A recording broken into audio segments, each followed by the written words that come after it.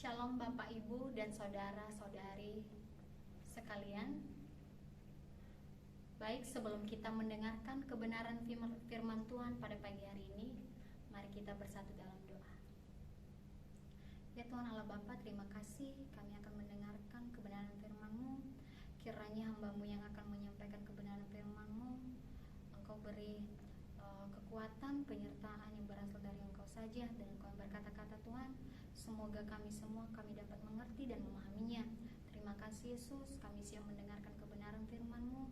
Engkau tuntun kami dengan tuntunan Roh Kudus-Mu, dan hanya dalam nama Tuhan Yesus kami telah berdoa dan mengucap syukur. Haleluya, amin. Baik, Bapak, Ibu, dan saudara-saudari sekalian, mari kita buka Alkitab kita dari Kejadian pasal 12 ayatnya yang ke 1 sampai 9. Baik, biar saya bacakan kepada kita judul perikopnya. Abraham dipanggil Allah. Jadi, dalam satu perikop ini saya mengangkat satu tema yang berjudul panggilan Tuhan nyata dan pasti bagi setiap orang yang taat, tekun, dan setia sampai mati. Jadi dalam panggilan ini ada 3 syarat untuk memenuhi panggilan Allah dalam kehidupan kita sebagai orang percaya. Yang pertama, harus memiliki kepekaan dan kerendahan hati. Dan yang kedua, memiliki tekad dan komitmen yang jelas. Dan ketiga, harus setia menjalani proses dan panggilan. Baik, yang pertama, harus memiliki kepekaan dan kerendahan hati. Seorang Abraham ketika Tuhan memanggil dia sangat peka dan merendahkan dirinya di hadapan Tuhan, sehingga dia mengikuti perintah Tuhan tersebut. Bahkan di sini dijelaskan, seorang Abraham rela meninggalkan tanah kelahirannya, keluarganya, dan dia hanya satu tujuan, yaitu mengikuti perintah Tuhan. Dan poin yang kedua, memiliki tekad dan komitmen yang jelas. Di sini seorang Abraham menjelaskan bagaimana karakter atau responnya terhadap Tuhan pada saat dia dipanggil dan dia mengikuti. Bahkan seorang Abraham tidak banyak bertanya, selain dia hanya taat dan tekun untuk perintah Tuhan dalam hidupnya. Sehingga dalam perjalanan Abraham, dia membuat mezbah bagi Tuhan dan dia memanggil Tuhan. Dia di sini bukan hanya sekedar memanggil satu objek tersebut, namun dia memanggil itu menunjukkan rasa kehormatannya atau rasa penghargaan kepada Tuhan itu.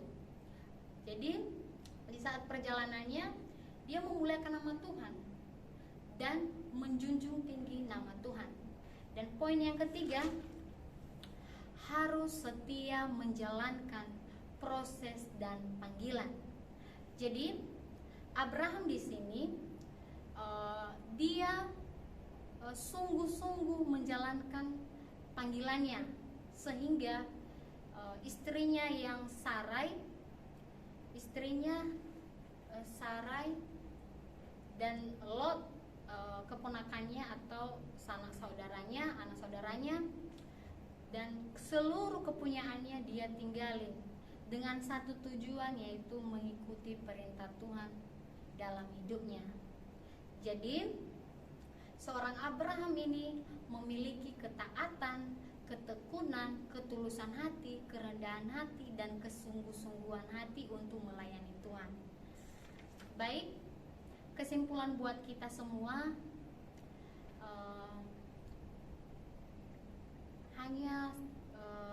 firman ini semoga menjadi berkat bagi kita semua, dan kita bukan hanya mendengarkan, namun kita bisa melakukan dalam kehidupan kita.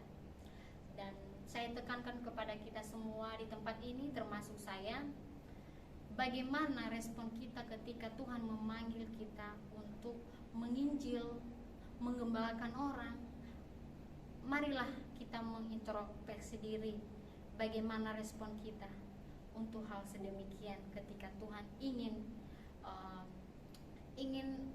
menginginkan kita untuk menginjil orang, menyampaikan kebenarannya, bersaksi untuk kemuliaannya.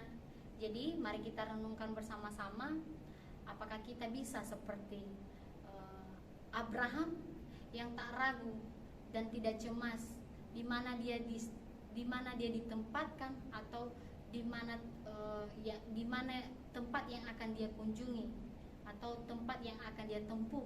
Tetapi seorang Abraham tidak memiliki keraguan, tetapi dia memiliki kepastian dalam melayani.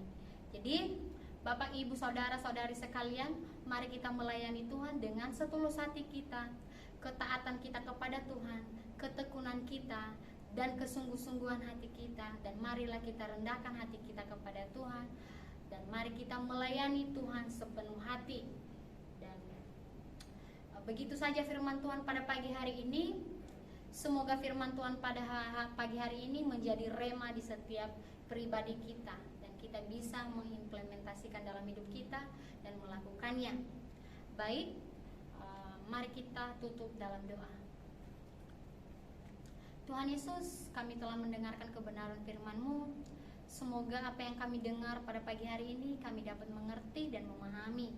Bukan hanya mengerti dan memahami, tapi kami bisa melakukan dalam kehidupan kami sehari-hari. Terima kasih Yesus, hanya dalam nama Tuhan Yesus kami telah berdoa dan mengucap syukur. Haleluya, amin.